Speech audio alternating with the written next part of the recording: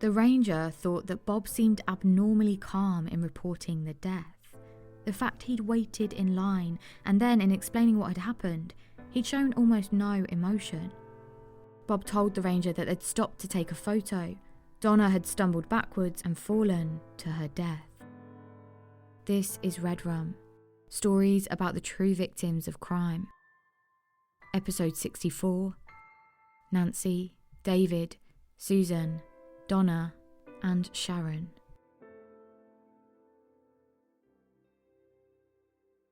Nancy Spangler had been married to Robert, or Bob Spangler, for 23 years. The couple had met when they were teenagers, attending the same high school. Bob had noticed Nancy straight away. He liked how she looked. Her eyes were a deep brown and she was incredibly kind. The couple had gotten married in 1955 and Bob enlisted into the army. He wasn't there long after being discharged, and so after that they decided to settle down. Then, 6 years into their relationship, Bob and Nancy had their first child together, a baby boy they named David. 2 years later, along came a little sister for David. They called her Susan. Whilst providing for the family, Bob worked at a number of different places: Honeywell's Camera and Instruments Division, in public relations, for PBS where he helped to develop Sesame Street, and finally American Waterworks Association. Whilst there, Bob and Nancy began to drift apart, and Bob began looking for attention elsewhere. His work at the American Waterworks Association saw him meet lots of new people, and he had hired an assistant called Sharon. Sharon couldn't be more opposite to Nancy, and Bob liked that. He spent the next few weeks and months courting her, and the two soon began dating. He didn't keep his affair secret. He really didn't care what Nancy thought. This was back in the 1970s, and to Nancy, a divorce just wasn't what she wanted. She'd invested so much time and energy into having a good, solid home, and had devoted her life to becoming a stay-at-home mum. And Bob didn't want a costly divorce either. Either way, the affair became so public and such a difficult thing for Nancy to deal with that she demanded Bob choose. And he did choose. So at the start of the year in 1978, he packed his bags and left the family home, leaving Nancy, Susan and David alone. He moved straight in with Sharon with the view of settling down with her. But things were tough from the start. The couple, with their newfound freedom to be a couple in public and all of the challenges of long-term relationships, began arguing. Unlike the arguments Bob would have with Nancy, his arguments with Sharon were full-blown and could last for hours and sometimes days.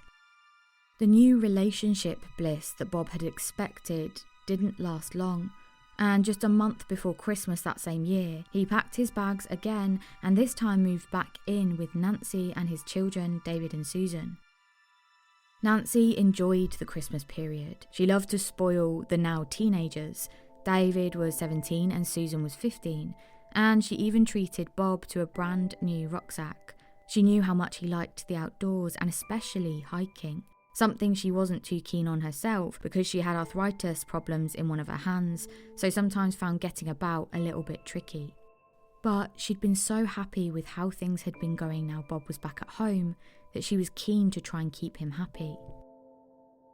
The time between Christmas and New Year was still a busy time at Bob and Nancy's home. Nancy was quiet in public, but she loved to entertain her children's friends, and so when Susan asked if she could have a New Year's Eve party round at the family home to also celebrate her boyfriend Timothy's birthday, Nancy said that she absolutely could.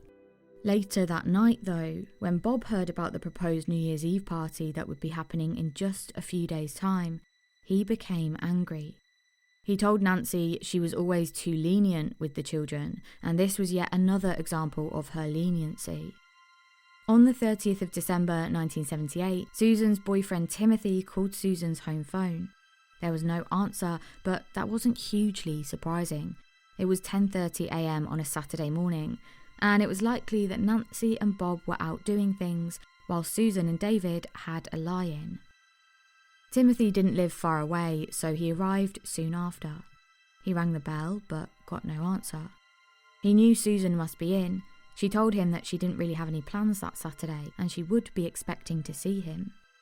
It wasn't unusual for him to open the door and walk inside if no one answered, but when he tried doing that, he realised it was locked. He tried the side door too, but that was also locked. After that, he ventured round to the basement window and pushed it open. He managed to crawl through it and into the basement below. He made his way up the stairs of the basement, round the corner, and then up the stairs that led to the second floor. He went into Susan's room and saw her still asleep, lying face down on the bed. He'd taken off his hat by this point and so threw it to her to wake her up. But she didn't move. He slowly walked towards her and sat down on the bed next to her. Something was wrong. He'd called the house, he'd rung the bell, he'd even thrown a stone at her window earlier when he was outside, and now he'd thrown his hat at her, and she still hadn't woken up. As Timothy rolled her over, he noticed that she didn't appear to be breathing. He also couldn't feel a pulse. Timothy ran out of Susan's bedroom to go and find help. He darted into David's room but was met with a horrific and bloody scene. David was lying down, propped up partway on the floor and the bed, and he was covered in blood. Timothy again darted out of the room, and this time to the house phone. He called for paramedics and they arrived soon after, but they couldn't revive either Susan or David. Officers arrived at the scene soon after, and it became clear that they had both been shot. Timothy hadn't seen Susan's wound because it had been an entry from the back and hadn't actually caused any bleeding.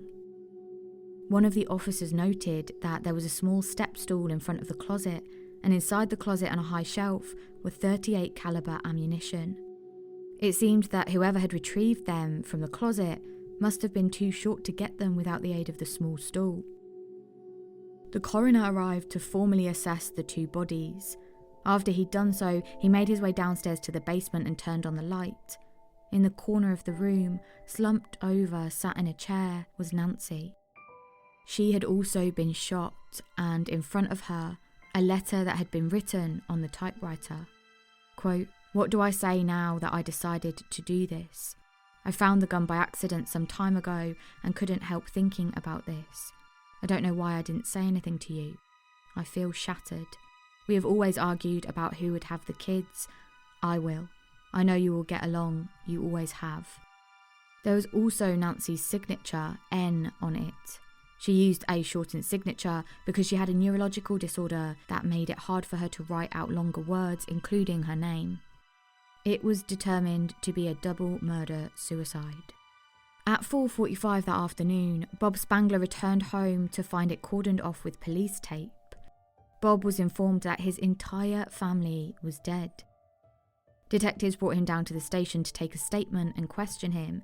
It was there that they learnt that Bob and Nancy had had an argument the day prior, and he had told Nancy he was leaving her.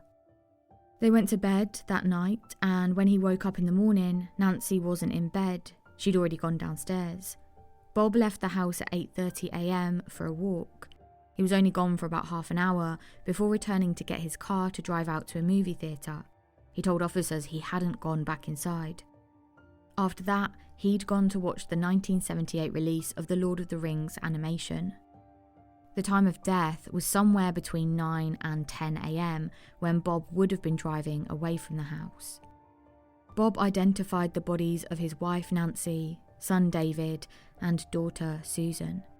And then he told investigators that he was willing to take a polygraph test to prove his innocence. The detective could see that Bob was acting agitated and was hyperventilating, something that would throw the results of any polygraph test out of whack, and so he decided not to submit Bob to a polygraph. Meanwhile, the note Nancy had left was examined. It was concluded that it had been written on the family's typewriter, and the N signature was Nancy's signature, written by her, as concluded from several cancelled checks that had been used for comparison. However, on further and more detailed forensic investigation of the scene and the items in it, it became apparent that based on Bob's version of events, things weren't really adding up. Gunshot residue tests were conducted on both Nancy and Bob. Nancy's analysis came back to show that there hadn't been sufficient evidence to indicate the presence of gunshot residue. Bob's gunshot residue tests, however, came back to show that he had trace elements on the web of his hand, the back sides of his hands, and his palms. After that, officers called Bob back into the station for further questioning. The second statement that Bob gave varied wildly from the first. This time, he said that after leaving the house at 8:30 and walking around for half an hour or so, he then returned home and entered through the garage. He said that he had called out Nancy's name but got no response, so he went a little further into the house. He noticed that the basement door was slightly ajar, so went through, and that's when he'd found Nancy slumped over in the chair, clearly not breathing. He saw the gun on the floor, so he picked it up. He stepped back a couple of feet and then dropped the gun back onto the floor. After that, he left through the garage. When officers asked why he'd just left the scene after discovering Nancy, he told them, quote, "All I could feel was that I had to get away from there. I couldn't believe what had happened." After that, investigators did conduct a polygraph on Bob, but the first set of results were inconclusive, as were the second set. Then, a pair of gloves that Bob usually wore and presumably was wearing on the day were tested for gunshot residue, and a positive match was found, although it was stated that no conclusion could be drawn from the results, similarly to the polygraph test. Ultimately, although investigators had their suspicions, there was some evidence that did point to Nancy, like the small stool that had clearly been used to reach above into the closet shelf where the gun was held. And Bob did have a ticket for the movie theatre showing. Either way, whatever the investigators believed, they didn't have the evidence to do anything other than accept that Nancy had been the perpetrator. After that, Bob rekindled his relationship with Sharon. It was only a few days after he lost his wife and children that Sharon moved into their family home. By this point, Bob was 46 years old and knew exactly what he liked and exactly what he wanted. He was glad to be back with Sharon, and he loved the outdoors, so would often take long hikes through the mountains with her.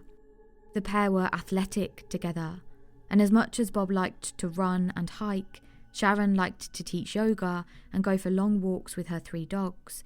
The couple especially liked to hike in the Grand Canyon.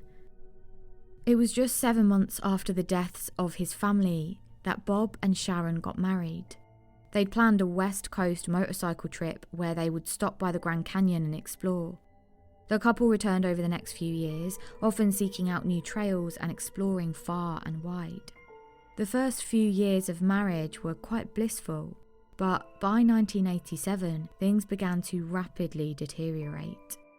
Sharon had always suffered with mental health issues, including symptoms of mania, depression and anxiety, which she helped regulate with medication. But things were getting trickier, and by 1987, Bob said that he and Sharon would be getting a divorce. The divorce came, along with a difficult legal battle that resulted in Bob paying Sharon $500 per month for the next year, and then $400 per month for the following 7 years. She was also to receive $150,000 in compensation from stocks and bonds that Bob owned. Bob attempted to lean into the single life after that, and spent the next couple of years alone, focusing mostly on hiking, especially in the Grand Canyon. But it didn't take long before he was looking at starting to date again. He did date a couple of different women, and then one day decided to put a personal ad in a newspaper called Westward. He soon got a response from a woman called Donna. The two organised to have their first date at a bar in Denver, and Bob was impressed when he walked into the bar to find Donna there. She stood at 5'2", and over the course of the date, he learnt that she had 5 children who were all grown up now. She would do anything for her children, and in fact, would do anything for most people. She was self-sacrificing and caring. She was gentle, but also protective. Bob was keen to introduce Donna to his hiking ways, especially heading out to the Grand Canyon, but Donna was petrified of heights, and she suffered from vertigo. She did go with Bob and hike the canyon, but she did so because Bob wanted to. Despite that, she tried her hardest to make it a habit and went whenever Bob asked her to. In the summer of 1990, Donna and Bob got married. They planned to sell both their separate houses and then go travelling. This wasn't really Donna's plan, it was more so Bob's. Donna was so utterly in love with him that she was willing to uproot her life if it made him happy. Eventually, Bob and Donna bought a house together, and initially, Bob had tried to get Donna to agree to having the house in his name only. But Donna put her foot down, and the house was in both of their names. However, she did put in her will that if she died before Bob, her portion of the house would be left to him. This relationship, however, soured quickly, and Donna found Bob to be difficult to live with, often finding her annoying and getting cross with her, and she felt depressed and lonely. By 1992, the couple were living almost completely separate lives. Donna quit her 9-to-5 and went to Hawaii, where she studied aerobics training for 6 weeks. Her plan when she returned was to work full-time at the local sports club. The relationship only continued to get worse over the following year, but in April of 1993, Bob said he wanted to take Donna out to the Grand Canyon for their 4-year anniversary. Despite Donna's hesitance, she agreed, and the pair set off, with her hiking sticks at the ready to help her balance. Bob was an extremely experienced hiker, but midway through their trip, he chose an off-limits, illegal area for the two of them to set up camp. On the morning of the 11th of April 1993, 4 years to the day that Bob and Donna had first met, the couple woke up and soon began the day's hike. Not long into the hike, Bob said Donna had fallen off the cliff edge and tumbled hundreds of feet below. Bob made his way down a different route to find Donna on the ground below. He saw that she had multiple bruises and cuts, and it was clear that she was dead. Bob then hiked up to the ranger's office and waited in line. When it was his turn, Bob told the ranger what had happened and asked for help. The ranger thought that Bob seemed abnormally calm in reporting the death. The fact he'd waited in line, and then in explaining what had happened, he showed almost no emotion. Bob told the ranger that he and his wife had stopped to take a photo, and as he was setting up the tripod, he heard a little sound, turned back around, and then he saw that Donna was gone. Donna had stumbled backwards and fallen to her death. He said he then rushed down another route to try and help, but as soon as he got there, he knew she was dead.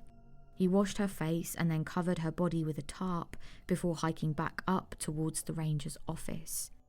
The sheriff's deputy came to take a statement from Bob about the events of the day, and Bob told him that Donna wasn't really into hiking and she'd been feeling dizzy and shaky that morning.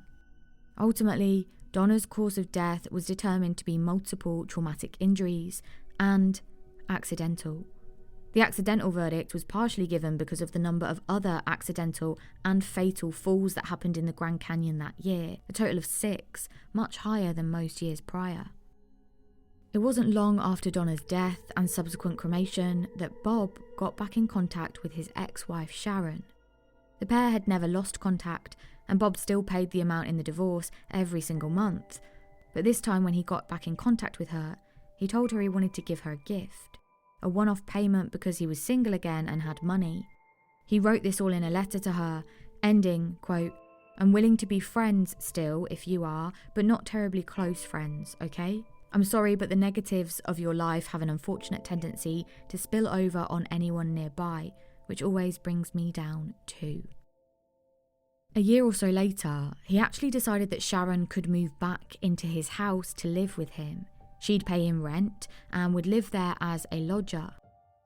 By the end of 1994, Bob had another mysterious death linked to him. This time, he'd arrived home and seen that his ex-wife and current lodger Sharon had her bedroom door closed. Stuck on the outside of the door was a note that said, "I did it this time."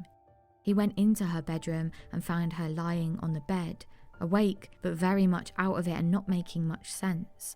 Bob drove Sharon to the hospital, but it was too late. Ultimately, Sharon had died by intentionally taking an overdose of pills and alcohol. But 5 deaths, all linked in some way to Bob Spangler, was enough to finally get the police to take a look at the connection between them and the inconsistencies in Bob's stories. The hiking accident, as Bob had called it, made no sense given that Bob was an extremely experienced hiker. He would have known that that particular area was extremely rugged with loose and oftentimes falling rocks. On top of this, Bob had reported hearing a sound from Donna when she fell, something like a gasp. But Bob wore a hearing aid most of the time and needed it, but he never wore one when hiking. The question of how he could have heard a gasp came up and added to the inconsistencies in his story. The crime scene photos from the deaths of Nancy, Bob's first wife, and their children David and Susan were re-examined, and it became clear that Nancy's wound was atypical of the type of wound you'd expect to see if it was self-inflicted. It was determined the entire case needed further official reinvestigation. The gun was found a few feet away from Nancy's body, again abnormal if she had fired it, and there had been a man's sock wrapped around the butt of it. There was no GSR found on Nancy's hands, and the typewriter had been wiped clean, so there were no fingerprints found on it. Aside from all of this, there was also the fact that with Nancy's condition, it was hard enough for her to fully sign her name, hence the initial being her go-to signature. But with this in mind, the question arose of how she would have been able to fire a gun with such acute accuracy 3 separate times. It was soon discovered that over the years following the deaths of his family, Bob had told new people that he'd met that it had been his own son who had killed his family. Another time, he told a story of a car crash. One version put him as the only survivor. Another put him at work when the fatal accident happened. What had actually happened that December morning was that Bob had planted the footstool in front of the closet with all of the intention of framing Nancy, and then he'd taken the gun out and hidden it, ready for using it later. Then he got Nancy to sign the letter he'd already written. He just placed a piece of paper over it and told her that it was a Christmas letter he wanted her to sign. After that, he told Nancy to come down to the basement. He had a surprise for her. She sat in the chair she was later found in, closed her eyes as Bob had told her to, and then he killed her. Next, he made his way into Susan's room where she was asleep, lying on her front. He aimed at the centre of her back and with one pull of the trigger, killed her. Finally, he made his way to David's room, where he tried to do the same as he'd done with Nancy and Susan, but his aim was off and he missed his target. The bullet did hit David, but it didn't kill him. Bob thought quickly. He pulled the pillow that was near David's head and forced it over his face. He held it there hard until he felt David stop struggling. Then Bob went back down into the basement and placed the gun on the floor near to Nancy's body and left the house. Bob was expert at convincing himself he had committed the murders as a necessity. He wanted to be with Sharon, his mistress at the time and soon-to-be wife, but of course that didn't last long either, and after the divorce from Sharon, he moved on to courting Donna. Then, years later, when Bob and Donna had woken up that April morning and began their hike for the day in the canyon, Bob got ready to enact the plan he'd been plotting for months. He knew he had to act quickly before any other hikers wandered into the area. As Donna stood near to the edge of the cliff that morning, looking towards Bob, he walked up to her and in one swift motion, shoved her backwards and over the cliff edge. He'd shoved Donna with such force that he'd actually nearly gone over with her. He'd managed at the last moment to steady himself and look down as Donna fell to her death. After that, he'd gone down a different route to check Donna's body and make sure she was actually dead. After he was satisfied, he climbed back up the trail and eventually made it to the ranger's office. Bob knew how expensive another divorce could be, and he wasn't prepared to give Donna anything. Killing her wasn't a difficult choice for him, or at least in this case, he viewed it yet again as a necessity. The reason we know all of this in such detail is that in mid-2000, Bob was diagnosed with terminal lung and brain cancer, and it meant he only had a few months left to live. The FBI had conducted an emergency interview with Bob over the following days, and about 2 hours into their interviews, after initially denying any wrongdoings in all of his wife's deaths and the deaths of both his children, Bob finally admitted what he'd done. Quote, "I have no idea why I was capable of such a thing. I asked myself afterward, how in the hell was I capable of doing that? And yes, having made that decision, I simply followed through on it." Specifically speaking about killing Nancy, Bob said, quote, "It was easier than divorce. Many times afterwards, I thought, how could I do that? It was my nature, I guess. Something in me that allows me to take myself apart from whatever is happening. Like standing on the outside and watching. I make a decision and carry through on it." He said that he killed David and Susan because Sharon didn't want children, and so it seemed like a good idea at the time. Bob then admitted to pushing Donna off the canyon edge to her ultimate death, but did say he hadn't planned that beforehand. It had crossed his mind, he said, and he thought that he may possibly do it at some point, but he hadn't decided he was definitely going to do it. He said that Sharon's death, however, wasn't anything to do with him. How true that is, we will never know for sure. He told the two detectives sat opposite him in the interrogation room, quote, "I'm different. I think I'm interesting. I'm not your average, everyday person." After that, he wrote a letter to detectives asking them not to release this information publicly. He was concerned about what the people he knew, friends and beyond, would think if they found out what he had done. Quote, "In other words, you're getting a free ride on this. I'm making it incredibly easy on you. Isn't that enough? Reassure me, please." In a public statement letter, he said, quote, "I'd say about 99.9% qualified as an eminently admirable human being, a good friend, able mentor, solid role model, and pretty much all-round good guy. But in 2 days out of nearly 68 years, I was a killer." Bob was sentenced to life in prison, though of course his health was deteriorating quickly and he didn't have much time left. In August 2001, Bob died at the age of 68. One of Donna's children said, "My mum was without a doubt the single most influential aspect in my life. When that was stripped away, it had affected every aspect of my life since then. Mum loved life. She knew love. Unconditional love. I know we were all devastated, but I've heard the single hardest thing to do in anyone's life is bury your own child, let alone your only child.